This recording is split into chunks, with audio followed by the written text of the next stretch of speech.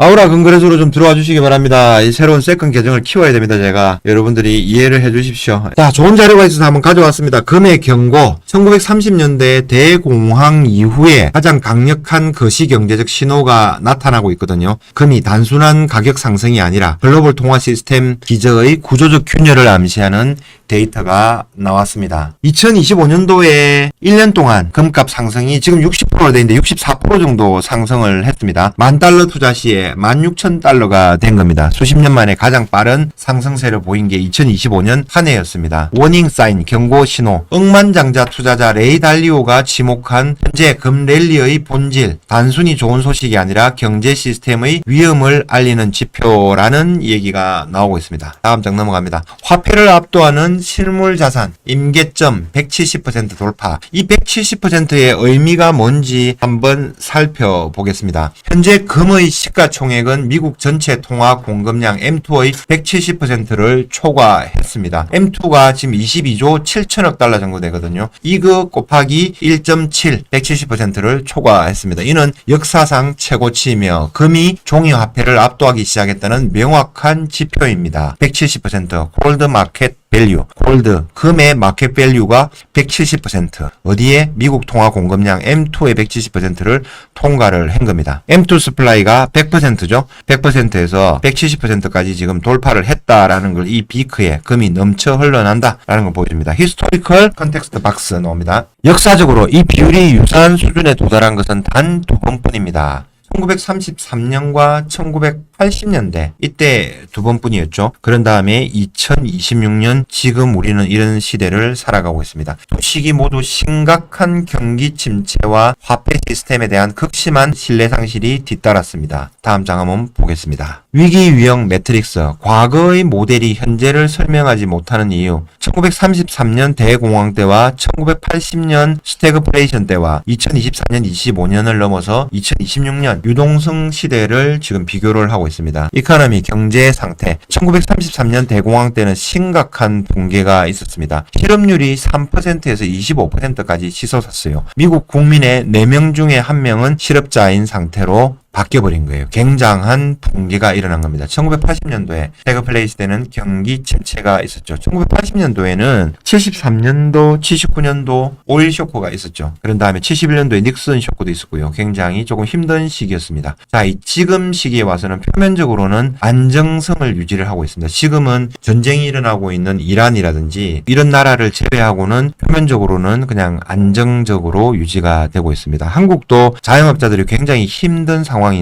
어쨌든 그냥 뭐 큰 무리 없이 그냥 뭐 어떡하겠나, 장사는 좀 안 되는데 뭐 일이 없다, IMF 때보다는 더하다 하면서도 그냥 그럭저럭 밥은 먹고 살고 있는 그런 상황입니다. 자, 인플레이션 상황은 어떤지 보겠습니다. 1933년 대공황 때는 디플레이션이 일어났습니다. 물가가 하락하는 현상이 일어난 거죠. 은행들이 연쇄적으로 파산을 했습니다. 수백 개의 은행이 파산을 했죠. 1980년대 스태그플레이션 때는 초인플레이션이 왔죠. 인플레이션이 약 14% 정도 온 거예요. 1980년도에 펄볼커가 나타나면서 결국은 뭘 했습니까? 금리를 20% 가까이 인상을 시켰죠. 그러면서 금값을 떨어뜨렸습니다. 달러 가치를 다시 회복시키는 그런 시기였죠. 자, 지금 시기는 어떻냐? 통제 범위 내에 비교적 안정적인 흐름을 보이고 있습니다. 예전하고 다르게 지금은 고요한 상태인데 왜 M2의 170%까지 1.7배까지 금의 가격이 왔느냐, 마켓 밸류가 왔느냐, 그거를 지금 비교를 하고 있는 겁니다. 프라이스 액션, 금 가격 변동. 자, 1933년도에는 20달러에서 35달러로 급등을 했습니다. 정부의 40% 달러 평가 절하. 하루아침에 20.67달러에서 내일부터 금의 1온스 가격은 오늘은 20.67달러인데 내일부터는 35달러야 이렇게 정했습니다. 그러고 나니까 70% 급등한 가격으로 금 가격이 거래가 된 거죠. 하루아침에 금이 70% 상승을 해버리니까 달러에 대한 신뢰도가 급격히 붕괴가 되었겠죠. 그죠? 그러면서 금 가격이 급등을 또 하는 시기가 왔습니다. 1980년도에는 10년간 약 20배가 폭등을 했습니다. 이후에 60% 정도 폭락을 했습니다. 이때가 가장 역사적으로 많이 상승을 했다가 많이 하락을 한 시기입니다. 지금 시기는 어떠냐? 2024년에서 2026년 시기. 2025년도 작년도에는 1년 만에 60%, 64% 급등을 했습니다. 역대 최고치 경신을 했습니다. 금값이 올해 1월 달에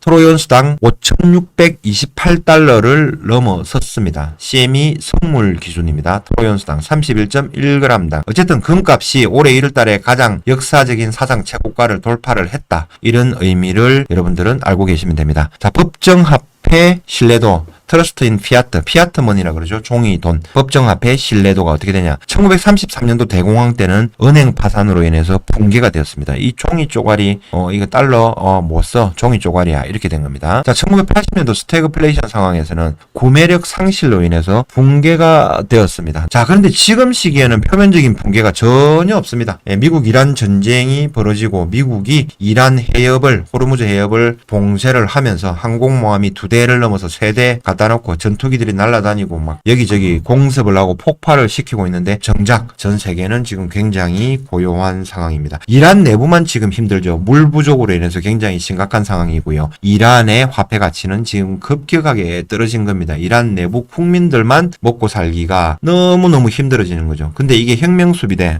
이란은 2개의 경제 체제를 가지고 있거든요. 본야드라는 재단이 있어요. 재단. 이 본야드는 재무 감사도 안 받고 회계 감사도 안 받고 오로지 하메네이라는 정치적 지도자 있죠. 정치적 종교적 지도자, 최고 지도자의 직속이에요. 직속. 이게 차지하는 경제 비율이 40% 50% 정도 된다 그러는데 이 하나가 40% 50% 정도로 뭉쳐져 있으니까 실제로는 영향력은 이란에 제가 볼 때는 80% 90% 정도의 경제력이라든지 군사력이라든지 힘을 가지고 있는 거예요. 그래서 이란이 지금 버티고 있는 겁니다. 그들만의 권력, 헤게모니를 유지하기 위해서 버티고 있는 거고 나머지 이란 국민들은 지금 죽어나고 있는 거죠. 굉장히 안타까운 현실입니다. 이란 국민들이 자유를 쟁취하기 위해서 거리에 나오면은 그 자국 국민이 이란 여성들을 향해서 자유 시민들을 향해서 총을 쏘는 이런 현상들이 생기는 거죠. 비공식 보도로는 4만 명 이상 되는 이란의 국민들이 지금 학살을 당하고 있대요. 자, 이런 상황입니다. 제 생각에도 빨리 그냥 미국이 좀 더 강력하게 가서 그냥 이란을 외부의 힘에 의해서 미국의 힘에 의해서 독립을 좀 시켜주고 레짐 체인지 시키고 뭔가 바꿔버렸으면 좋겠어요. 아니면 오히려 베네수엘라는 마두로 대통령이 체포돼서 갔잖아요. 그 부통령이 오고 어차피 그 세력인데 그냥 미국하고 협조하고 해가지고 뭐 석유도 좀 니네들하고 좀 협조할게 뭐도 협조할게 하면서 국민들이 별 무리 없이 많이 살상을 안 당하고 무리 없이 그냥 넘어갔잖아요. 그렇게 됐으면 좋겠어요. 이란들도. 근데 걔네들은 자기들 권력을 유지하기 위해서 끊임없이 그냥 저항을 하는 거죠. 일반 국민들만 죽어나는 거죠. 국민들이 무슨 죄가 있습니까? 이란 국민들이. 1979년도 이전에 팔레비 왕조 시절에는 물론 걔네들도 독재를 하고 어떤 그런 게 있었지만은 그때는 친미 정부로 인해서 우리나라하고도 잘 지냈고 그랬잖아요. 테헤란로도 있고 서울로도 있고 각각 그렇게 됐습니다. 지금 강남에 있는 테헤란로가 이란의 수도예요. 수도 이름을 해가지고 테헤란로 이렇게 한 거예요. 근데 지금은 이제 그런 시대가 아니었다 이 말입니다. 다음 장 넘어가 보겠습니다. 거시경제적 모순. 붕괴가 없다면 무엇이 금을 끌어올리는가? 무엇이 금 가격?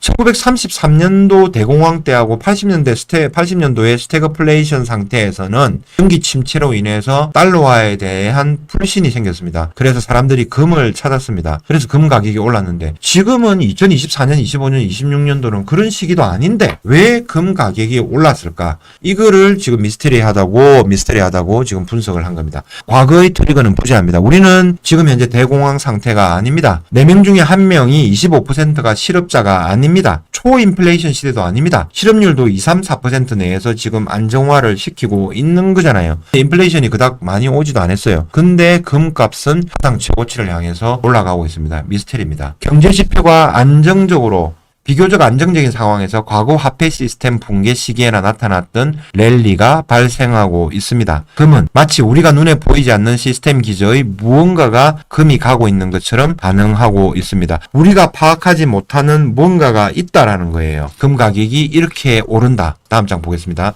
38조 달러의 부채와 넘쳐나는 유동성. 지금 38조 달러 아닙니다. 39조 달러가 넘었습니다. 넘쳐나는 유동성. 돈들이 막 넘쳐난다는 거죠. 유동성의 범람. 2020년 팬데믹 이후 코비드-19, 코로나19를 얘기하는 겁니다. 이후 중앙은행의 양적 완화. QE입니다. Quantitative Easing, QE 이야기하는 겁니다. 중앙은행에서 직접 국채를 매입하는 것을 양적 완화, QE라고 합니다. 수조 달러가 발행되었습니다. 2022년 이후 둔화되었던 M2 통화 공급량이 최근 다시 증가하며 금융 시스템에 유동성이 넘쳐나고 있습니다. 돈들이 시중에 넘쳐나고 있다 이 말입니다.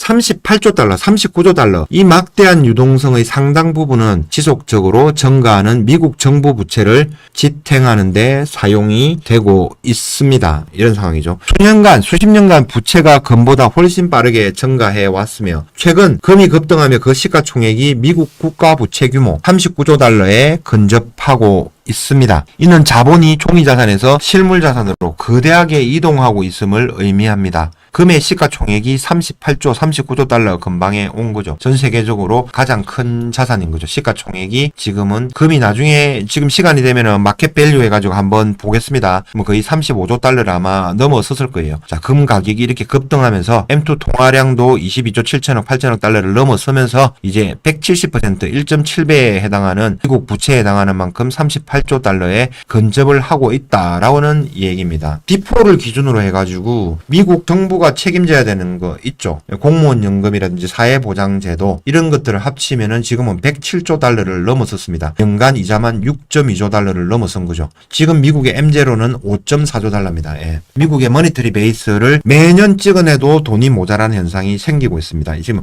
화폐 시스템의 종말 단계에 와 있다라고 생각을 하시면 되겠습니다. 거대한 착시, 개인 투자자는 이 랠리의 주역이 아니다. 여러분들이 아무리 금을 많이 사고 우리가 아무리 많이 금을 사봐야 그거는 미국 개인이 보유하고 있는 금융자산 총액에서 금이 차지하는 비중은 0.17%밖에 안 된다 이 말입니다. 저희 이 금팔찌 들고 있어도 0.17%밖에 안 된다라는 거예요. 그럼 누가 이 금 가격을 끌어올리느냐 이 말이거든요. 2020년 이후 금 펀드 유입액이 약 1270억 달러였습니다. 이 중에서 1200억 달러가 최근 1년 내에 집중적으로 유입되었습니다. 과거 유입은 거의 없었는데 최근 1년 새에 1200억 달러가 들어왔습니다. ETF든 ETN이든 들어온 거예요. 미미한 개인 보유량. 그래서 개인들이 아직까지 금을 적게 가지고 있기 때문에 금값 상승은 끝나지 않았다. 본격적인 랠리는 아직 시작도 안 했다. 이렇게 해석을 하면 되겠습니다. 이러한 역사적 랠리에도 불구하고 금이 미국 개인 보유 금융자산에서 차지하는 비중은 단 0.17%에 불과합니다. 결론, 이 거대한 가격 움직임은 개인 투자자의 수요만으로는 절대 설명될 수 없는 완벽한 기관주도형 랠리입니다. 이렇게 된 거예요. 완벽한 기관주도형 랠리다. 가장 많이 금을 사고 있는 주체는 어디다? 중앙은행입니다. 그 다음에 들어오는 게 기관입니다. 그 다음에 개인이 들어오겠죠. 아직 금과 은의 상승은 한참 남았다라는 얘기가 됩니다. 진짜 주체의 등장, 중앙은행의 전례 없는 금 매집. 과거 평균을 보겠습니다. 수년간 전 세계 중앙은행의 금 매입량은 연평균 400에서 600돈 수준이었습니다. 그런데 2022년, 23년, 24년을 보니까 연간 1000톤 이상을 매집을 했습니다. 10년 만에 가장 빠른 속도로 중앙은행이 금 매입을 하고 있습니다. 중앙은행들이 시장의 고래로 등장하며 금 시장에 장기적이고 구조적인 수요층을 형성하고 있습니다. 중앙은행에서 금을 가장 많이 매입을 하고 있으니까 결국은 국제 금 가격이 올라갈 수밖에 없다. 이런 상황입니다. 지금 2022년, 23년, 24년, 2025년도는 보니까 845톤, 850톤 정도의 금을 중앙은행에서 샀더라고요. 근데 가장 정확한 정보를 주지 않고 있는 중국, 인도의 금 매입량은 여러분의 상상을 초월하는 거죠. 중국의 상하이 금거래소, 인도의 정권거래위원회를 통해서 MCX, 인도는 MCX를 통해서 자국에서 금을 거래하고 은을 거래하고 있습니다. 싱가포르, 두바이와 함께 이제 뉴욕과 런던에서 정하는 금 시세를 떠나서 이제는 아시아에서도 빠른 속도로 금을 많이 움직이고 있습니다. 전 세계 금 소비량 2위 인도입니다. 전 세계 은 소비량 1위 인도입니다. 자, 근데 소비는 가장 많이 하는데 우리가 왜 가격 결정에 참여를 하지 못하지? 그래서 인도가 4월 1일부터 거래를 하기 시작한 겁니다. 다음 장 보겠습니다. 자본의 도피 메커니즘. 왜 중앙은행은 종이 대신 실물을 택하는가? 최근에는 달러 유동성이 필요해서, 달러가 필요해서 터키 같은 나라는, 러시아 같은 나라는 금을 조금 팔았죠. 근데 중국은 17개월 연속 금을 계속 매집을 하고 있잖아요. 어떤 사람은 중국이 가지고 있는 금이 종이가 된다라는데 그거는 말도 안 되는 소리고요. 금이 왜 종이가 됩니까? 종이가 될 것 같으면 저에게 다 주십시오. 말도 안 되는 소리입니다. 예. 어떻게 그 어그로를 끌려고 하다 보니까 그런 제목이 나왔는데 절대 그런 일은 없습니다. 중앙은행은 종이 대신 실물을 왜 택하는가? 여기 보면 영어로 카운터파티 리스크 스펙트럼이 있죠. 캐피털 플라이트 플로 차트가 나와 있는 거고요.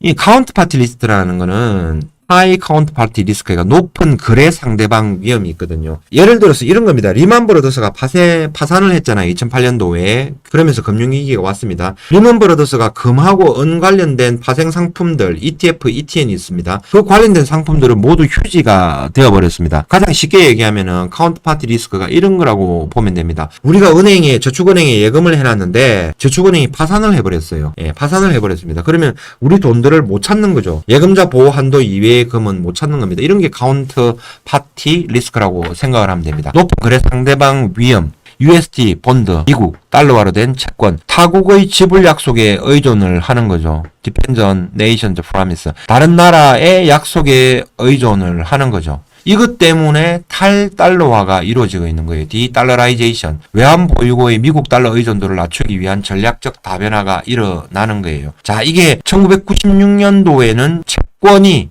이제 금이 원래는 많이 있었는데 1996년도부터는 미국을 제외한 각 나라의, 다른 나라의 중앙은행의 외환 보유고에서 미국 채권이 많아지기 시작했습니다. 왜? 미국 채권을 가지고 있으면 이자를 많이 주니까, 금 가격이 주춤하니까 그렇게 됐습니다. 그런데 2025년 8월을 기점으로 해가지고 외국의 중앙은행에서 가지고 있는 금 보유량이 24%가 되어버렸습니다. 미국 채권이 23%가 되어버렸습니다. 탈달러화, 외환 보유고에서 금 비중을 더 높였다는 얘기가 되는 겁니다. 뭔 말인지 아시겠죠? 그게 작년 8월 달에 일어난 일입니다. 그럼 이 트렌드가 바뀌면은 수십 년 동안 이어지거든요. 그러니까 앞으로 향후 중앙은행에서는 미국 달러보다는 금을 더 가지고 있을래라는 전략들이 계속 이어지는 겁니다. 한번 추세가 정해진 거는 공룡이기 때문에 이 중앙은행들은 쉽게 방향성을 바꾸지 않습니다. 파닥파닥하지 않는다는 거예요. 우리가 샀다 팔았다 하듯이 이렇게 되지 않는다는 얘기. 무위험 자산, no counterparty risk. 채권이나 통화와 달리 금은 다른 국가의 채무 이행 약속에 의존하지 않는 유일한 중립 자산입니다. 우리가 우크라이나나 러시아의 채권을 가지고 있다. 그 나라가 망해버린다. 그럼 채권, 휴지, 고마워, 휴지, 끝나는 거예요. 미국 채권을 가지고 있다. 예를 들어서, 미국 부도 더 이상 나는 결제 안 할래? 이러면은 휴지가 돼버린 거예요. 이게 카운터파티 리스크입니다. 그죠? 근데 실물금을 가지고 있어요. 아니, 내가 부도가 나든 말든 이 금은 금이고, 어느 시대로 가든, 어느 나라로 가든 똑같이 가치를 유지를 한다는 거예요. 그죠? 유일한 중립 자산이죠. 그래서 금이 무서운 겁니다. 인플레이션 및 지정학적인 해치, 통화변동성과 지정학적인 리스크가 극대화된 시대에 가치를 스스로 보존하는 가장 확실한 수단입니다. 뭐가 금이? 제로 거래 상대방 위험입니다. 제로 카운터파티 리스크. 골드. 금만의 내재적인 가치를 보유하고 있다는 겁니다. 금은 금인 거예요. 뭐가 어떻게 되든 금은 금이라는 겁니다. 다음 장 보겠습니다. 크로스 오브 글로벌 준비자산의 거대한 패러다임 전환. 아까 제가 말씀드린 대로 2025년 8월달 무렵에 금 보유 비중이 각국 중앙은행에서 가지고 있는 금 보유, 외환 보유고 국가가 리스크 상태에서 쓰려고 준비 자금을 마련하잖아요. 미국 채권도 있을 거고 유로도 있을 거고 파운드화도 있을 거고 금자산도 있을 겁니다. 근데 금자산이 24%가 됐다라는 거예요. 불과 21년도에는 13%밖에 없었는데 24%까지 온 거예요. 자, 21년도에는 미국 국채 보유량이 28%였는데 2025년도에는 23%로 줄은 거예요. 이게 1996년도 이후에 2025년도 30년이죠. 30년 만에 이런 역전현상이 일어난 거예요. 역전현상이 일어난 겁니다. 요거를 시계를 좁혀가지고 2021년부터 25년도로 나눠 놓은 거고요. 실제로는 요렇게 이제 금 보유 비중이 중앙은행에서 많이 하고 있다라고 공식적으로 추호를 한 거예요. 이거는 제 말이 아닙니다. 공식적인 보고서에서 나오는 겁니다. 리저브 크로싱 해가지고 리저브가 준비금이거든요. 준비금에 대한 게 지금 이제 교차가 됐다. 이제 이렇게 얘기해. 금이 앞섰다라는 얘기입니다. 각국 정부가 달러 자산에 대한 의존도를 서서히 줄이고 그 자리를 금으로 대체하는 구조적 전환의 명백한 증거입니다. 해가지고 자료가 나온 겁니다. 다음 장 보겠습니다. 최종 진단. 화폐 시스템의 조용한 지각 변동이 생기고 있습니다. 현재의 금 가격 폭등은 1930년대처럼 당장의 경제 붕괴나 주식시장의 폭락을 의미하지 않습니다. 이는 글로벌 기축통화 시스템의 근본적인 재편을 의미합니다. 막대한 부채와 넘쳐나는 유동성의 세계에서 글로벌 중앙은행들이 미국 달러를 대체할 최종 무위험 자산으로 금을 선택하고 있다는 구조적인 증명입니다. 금을 다시 한번 통화 시스템 내에서 가장 거대한 비중을 차지하기 시작했습니다. 이것은 단순한 투자 트렌드가 아닌 글로벌 자본 질서의 새로운 장입니다. 해서 최종 진단. 자, 금에 대한 중요성을 이렇게 오늘 이제 방송을 하나 마치도록 하겠습니다.